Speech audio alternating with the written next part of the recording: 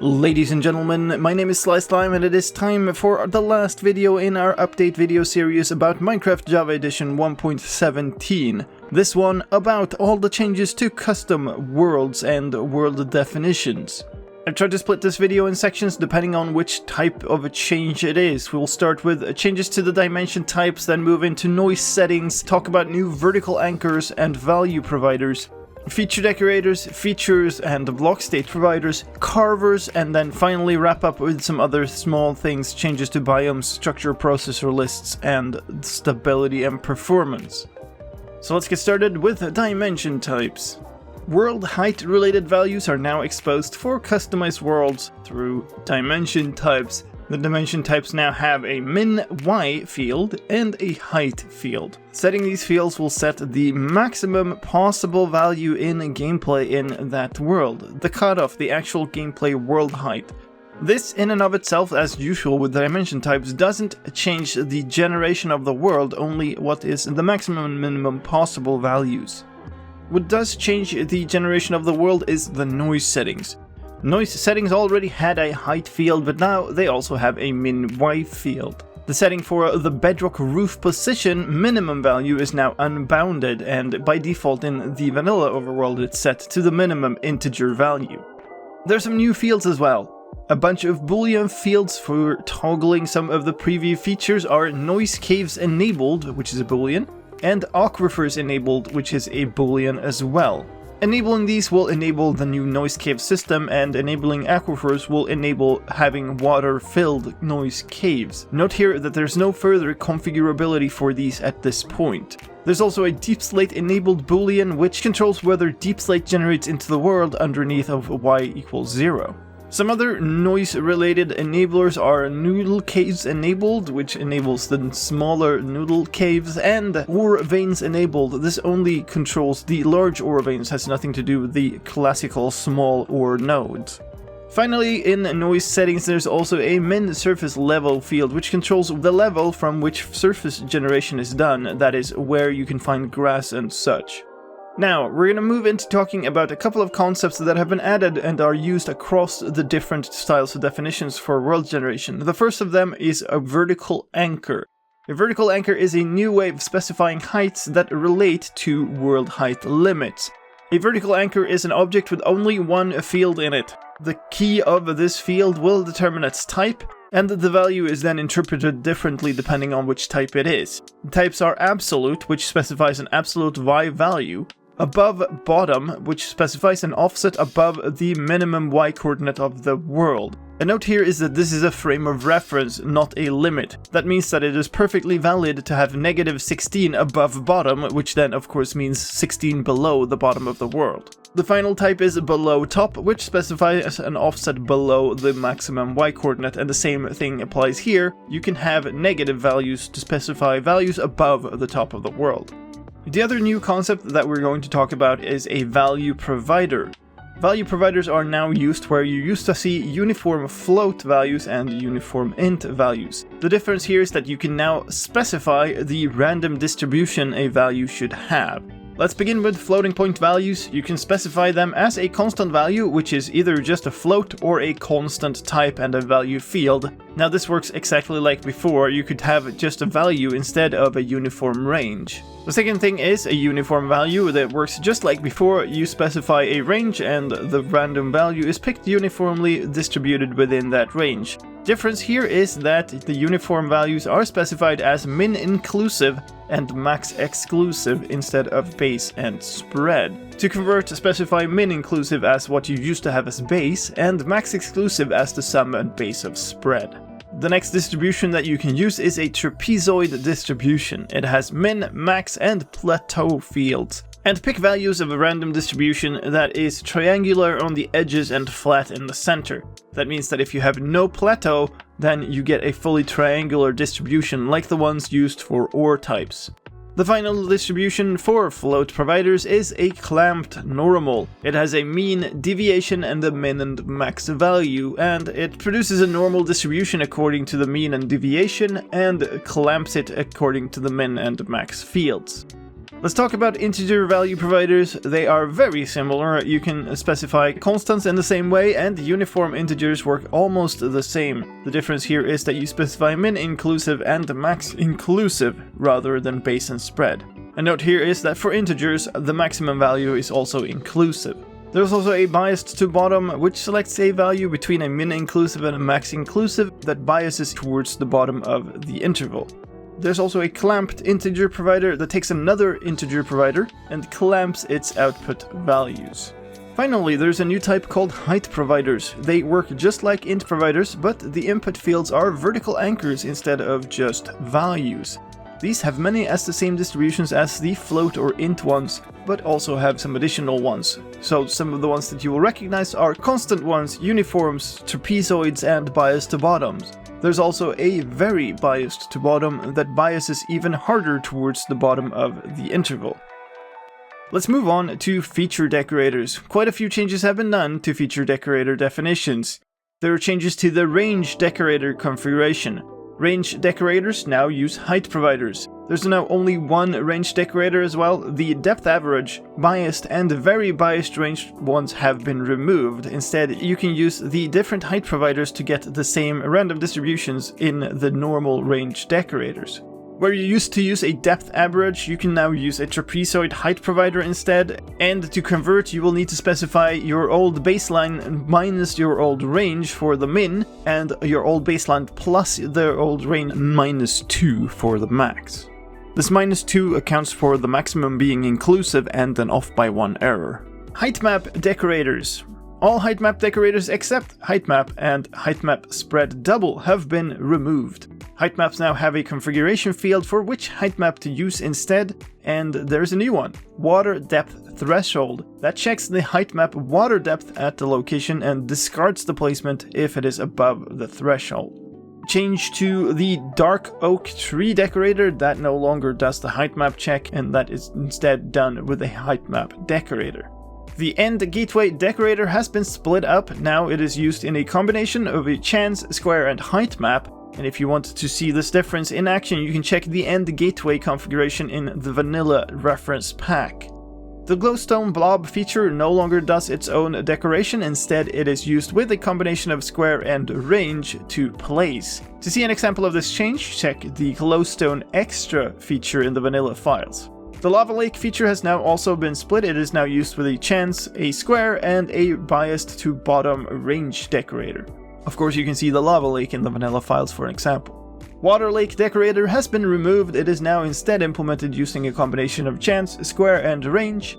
The emerald ore decorator has been removed. It is now a count, square, and range implementation. The fire decorator has been removed. It is now also a count, square, and range decorator configuration. The carving mask decorator no longer has a probability field. That is now replaced with using a chance decorator instead. For the count decorator, negative values are no longer supported. You can use a clamped value provider instead. And the glowstone decorator has been removed. The glowstone is now placed using a count decorator with a biased to bottom count.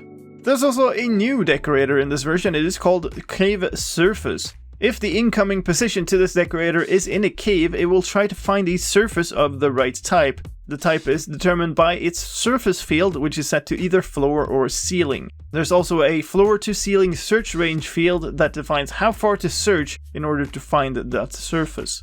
Larger values will let you more consistently find the surfaces in larger caves, but it will also have a performance impact, of course. Let's move on to features, and start with ores. Ore features now have a list of target and state combinations instead of just one, and the ore feature can now define the chance that an ore is skipped if it is exposed to air on any side. This is done through the discard chance on air exposure field, which is a float between 0 and 1. And speaking of ore features, the emerald ore feature has been renamed to replace single block to more accurately represent what it does. Let's talk about trees. Trees no longer have a height map and a max water depth field. These checks are now done in the decorators we talked about in the previous sections instead. There are two new fields. They are dirt provider, which is a block state provider for the dirt under the lowest log of the tree, and force dirt, which forces the replacement of that block even if it is already a dirt type. Leaves provider has been renamed to foliage provider, and there are some new options for the various placer types. There's a trunk placer type called bending. In addition to the normal parameter, this has a min height for leaves integer field and a bend length int provider. There's a new foliage placer type that is called random spread. In addition to the normal parameters, that has a foliage height and leaf placement attempts integer fields. There's also a new block state provider called sapling provider. This is used to check whether a location is valid or not. If the provided block by the sapling provider would not survive in the location where the tree is attempting to place, then the placement will be discarded. Let's move underground and talk about fossils. Fossils are now configurable. They have a fossil structures list and an overlay structures list. Both of these are lists of structure locations, and the sizes of the lists must match. When a fossil is being placed, it will randomize an index and use that index to pick both a structure and an overlay. There's also fossil processors and overlay processors. Both of those are references to processor lists applied onto the structures. And finally, there's a max empty corners allowed field. All of the corners of the fossil structure is checked when the fossil is being placed, and if more of the corners are empty than this value is set to, then the placement will be discarded. A corner is considered empty if it is completely air or a fluid. Nether fossils have also been changed a bit. They now have a height field, which is a height provider and controls where they are placed. Another changed feature is the simple block feature. It now uses a block state provider instead of a specified block state. Let's move into new features. There's a new feature called glow lichen. Glow lichens have a number of fields that control where it can be placed. They are can place on wall, can place on floor, and can place on ceiling, all of those boolean values. It also has a can be placed on, which is a list of block states where the glow lichen can be placed. It also has a search range defining how far to search for a valid surface, and a chance of spreading between 0 and 1. There's a new feature type called underwater magma. It has a floor search range defining how far to search trying to find a floor. It has a placement radius around floor defining how far out to spread, and a placement probability per valid position, which is a value between 0 and 1 defining how likely it is that the placement happens when a valid position is found. Valid position in this case defined as being embedded into the floor. There's a new feature type called geode. It places a hollowed layered structure with a bunch of extra options. There are 4 layers. They are called filling, inner layer, middle layer, and outer layer. The layout of these are controlled by a layers object. It contains a floating point value for each one. There's also a blocks object containing block providers for lots of different things in the geode. There's an outer layer provider, middle layer provider, and filling provider, all of them providing blocks for those layers. There's an inner layer provider and an alternate inner layer provider as well. And this alternate layer is used by chance. The chance is defined in the top level structure of the geode by a use alternate layer 0 chance definition between 0 and 1. There's also an inner placement array that is an array of block states that can be placed.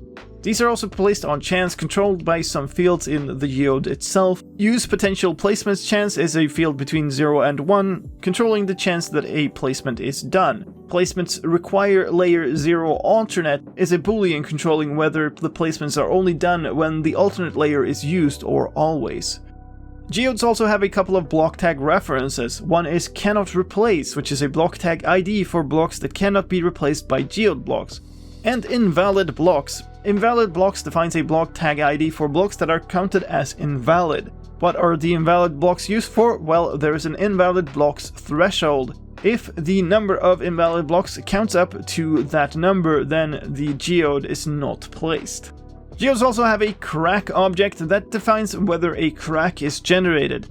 Generated crack chance controls this chance between 0 and 1, and the generation of it is controlled by base crack size and crack point offset.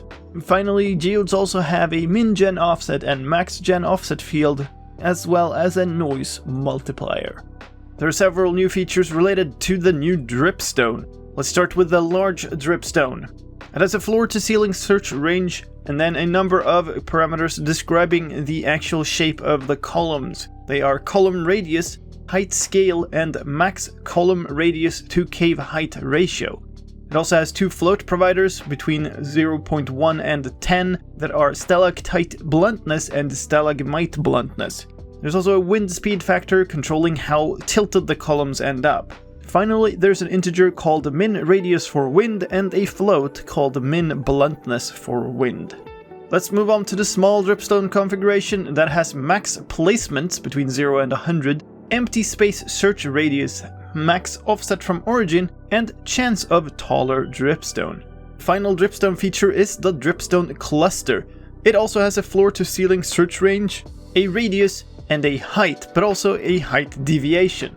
It then also has density, wetness, max stalagmite stalactite height diff, chance of dripstone column at max distance from center, and the short and sweet max distance from edge affecting chance of dripstone column, and max distance from center affecting height bias. There's another new feature type. It is called growing plant. It places a pillar of blocks with the top or bottom block being different. Whether it's the top or bottom is defined by the direction field, which controls the direction which it grows in.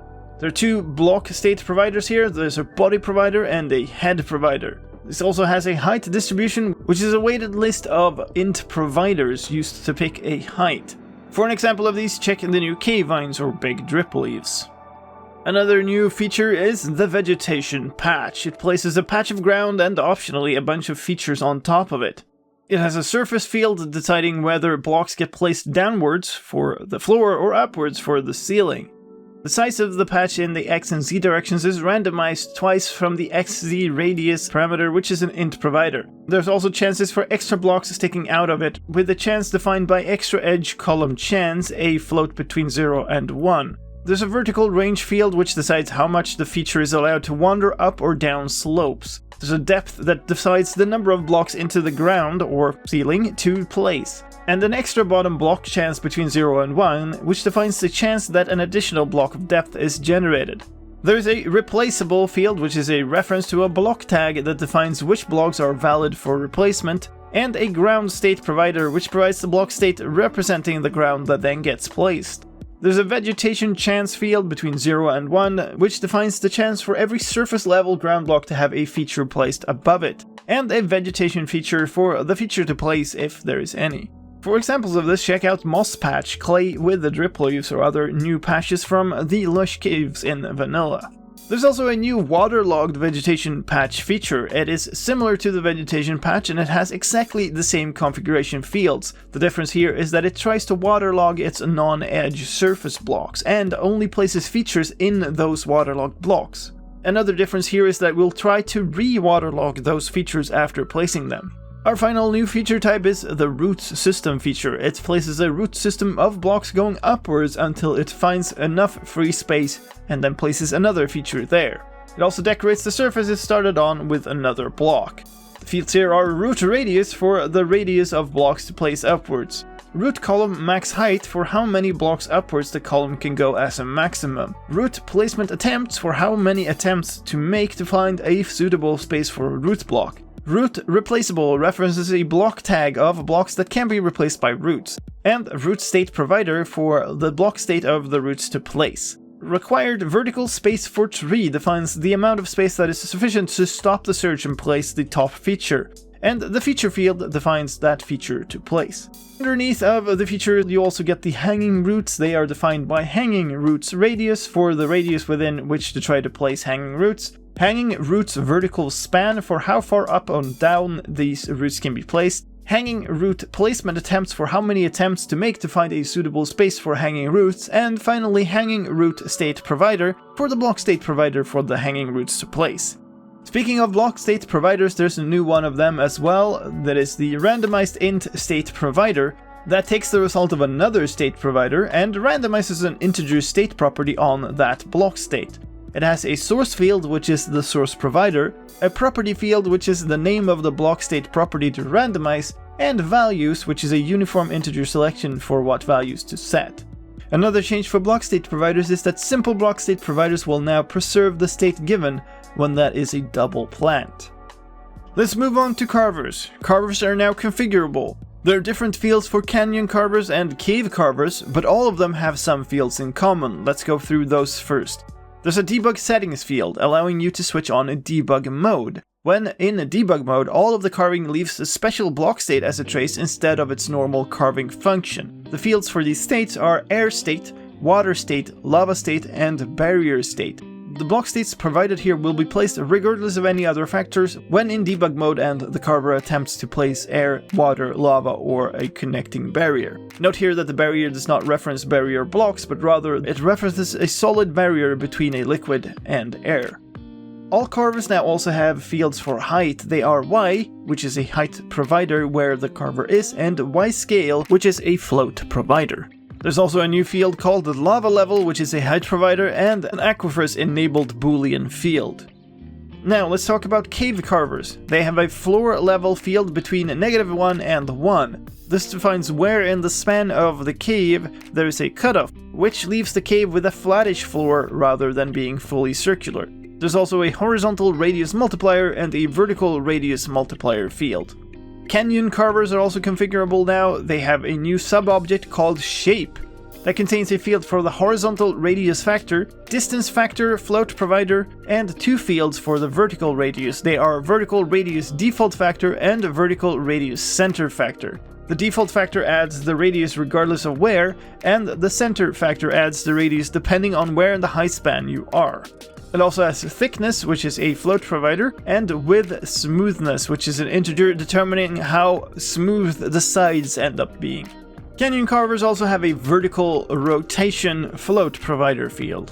Let's talk about biome definitions. While a lot of things have changed in the biome definitions, the data type hasn't changed all that much. The only change is that there is a new creature spawn type. It is called underground water creature, and that is added to all of the biomes. In the vanilla definitions, this adds glow squids and axolotls to all overworld biomes. Let's talk about structure processors. There is a new block processor type that is protected blocks, which prevents those blocks from being changed by the structure. If you want an example of these, check the fossil rot block processor. The value for these are a reference to a block tag which defines the protected blocks. And those were all the changes to the data formats for world generation. Now, of course, the vanilla data has changed a whole ton. One thing I will mention is that Caves and Cliffs Part 2 features and carvers still exist in the game. They are prefixed prototype _ and they're just not used by default. What the Caves and Cliffs preview data pack does is simply switch to using these features and carvers instead of the default ones. Finally, I'll mention some stability and performance fixes. World generation data format parsing and errors have improved somewhat. Invalid data is much more likely to get your pack rejected on the databack screen now, and there are better error messages in the log file. It is by no means perfect yet. Another fix to mention is that certain biome settings would cause the game to spam received invalid biome ID -1 in the console and log file, and cause major client-side lag, and that is fixed in this version. But that was all I had for you this time. I hope you found this massive info dump useful, and if you did, please help me out in return. Any interaction helps the videos reach on YouTube, so whether you drop a like or a comment or share the video, I do appreciate it. Thank you also for watching to the end of the video, that also helps, but now it is time to say goodbye for this time. My name is slicedlime. I will see you in another video. Take care.